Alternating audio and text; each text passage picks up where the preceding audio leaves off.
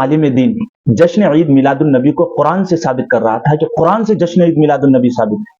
میں بڑے حیرت سے اور تعجب کی نظر سے اس ویڈیو کو دیکھ رہا تھا، آخر یہ شخص قرآن کی کون سی آیت پیش کرنے جا رہا ہے جس سے عید میلاد النبی ثابت ہوتا ہے؟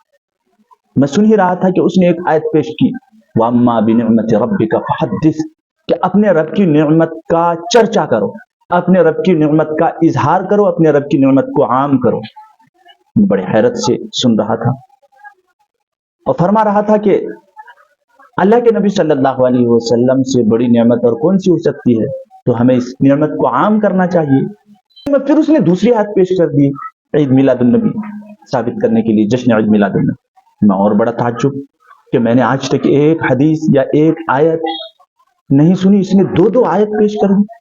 دوسری آیت پیش کی، فَبِذَلِكَ فَلْيَفْرَحُوا هُوَ خَيْرٌ مِّمَّا يَجْمَعُونَ، اللہ کی رحمت پر خوشیوں کا اظہار کرو، خوشیاں مناؤ، اور خوشیاں منانے میں جو خرچ ہو تمام دولت سے بہتر ہے۔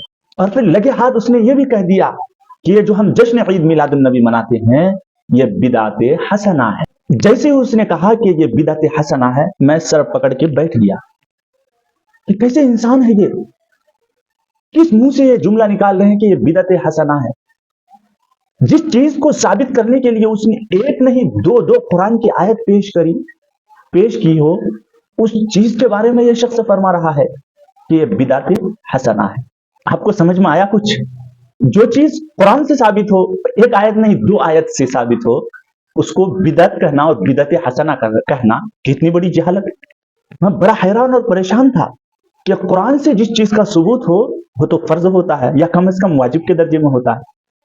یہ کیسے عالم دین ہے اور کیسا انسان ہے جو قرآن سے ایک چیز کو ثابت کر رہا اور پھر کہہ رہا ہے بدعت ہے اور بدعت حسنہ ہے۔ لگے ہاتھ اس نے پھر یہ بھی کہہ دیا کہ اگرچہ صحابہ نے یہ کام نہ کیا ہو مگر یہ بدعت حسنہ ہے۔ میں اور پریشان ہو گیا کہ ایک چیز قرآن سے ثابت ہے اور صحابہ نے نہ کیا ہو، کیسے جملہ نکال رہا ہے کہ اگرچہ صحابہ نے نہ کیا ہو مگر بدعت حسنہ ہے۔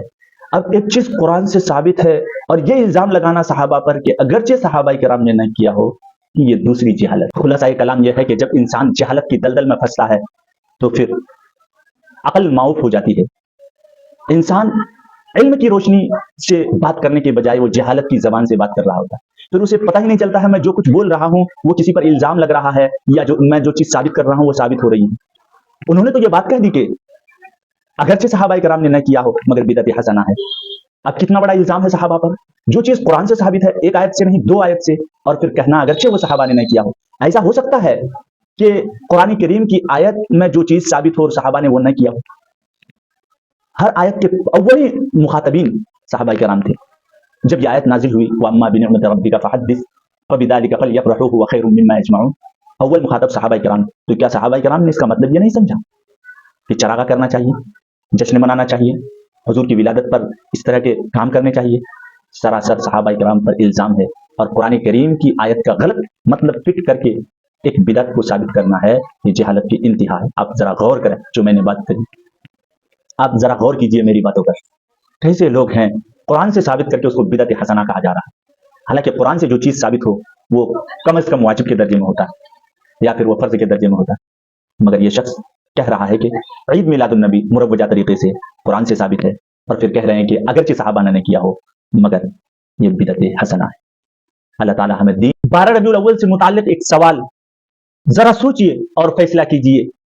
اللہ کے نبی صلی اللہ علیہ وسلم کو نبوت ملنے کے بعد اللہ کے نبی کی زندگی میں 12 ربیع الاول 23 مرتبہ آیا، نہ آپ نے منایا اور نہ منانے کا حکم دیا۔ خلیفہ اول حضرت ابوبکر صدیق رضی اللہ عنہ کے دور میں یہ دن 2 بار آیا، نہ آپ نے منایا اور نہ منانے کا حکم دیا۔ حضرت عمر فاروق رضی اللہ عنہ کے دور میں یہ دن 10 بار آیا، نہ آپ نے منایا اور نہ منانے کا حکم دیا۔ حضرت عثمان غنی رضی اللہ عنہ کے دور میں یہ دن 12 مرتبہ آیا، نہ آپ نے منایا اور نہ منانے کا حکم دیا۔ حضرت علی رضی اللہ عنہ کے دور میں یہ دن 5 بار آیا، نہ آپ نے منایا اور نہ منانے کا حکم دیا۔ حضرت حسن کے دور میں یہ دن 1 بار آیا، نہ آپ نے منایا اور نہ منانے کا حکم دیا۔ حضرت امیر معاویہ رضی اللہ عنہ کے دور میں یہ دن 19 بار آیا، نہ خود آپ نے منایا اور نہ منانے کا۔ حضرت امام اعظم ابو حنیفہ رحمۃ اللہ علیہ کے دور میں یہ دن 47 مرتبہ آیا، نہ آپ نے خود منایا اور نہ منانے کا۔ رضی اللہ عنہ کے دور میں یہ دن 68 مرتبہ آیا، نہ آپ نے خود منایا اور نہ منانے کا۔ رضی اللہ عنہ کے دور میں یہ دن 55 مرتبہ آیا، نہ آپ نے منایا اور نہ منانے کا۔ حضرت امام احمد بن حنبل رحمۃ اللہ علیہ کے دور میں یہ دن 65 बार आया, ना आपने खुद मनाया और ना मनाने का हुक्म दिया।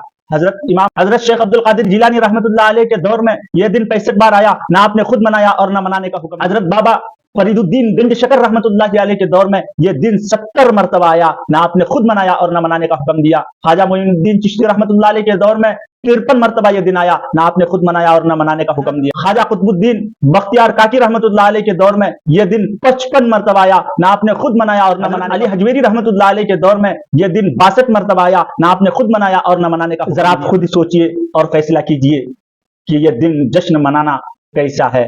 कमेंट में जरूर बताएं।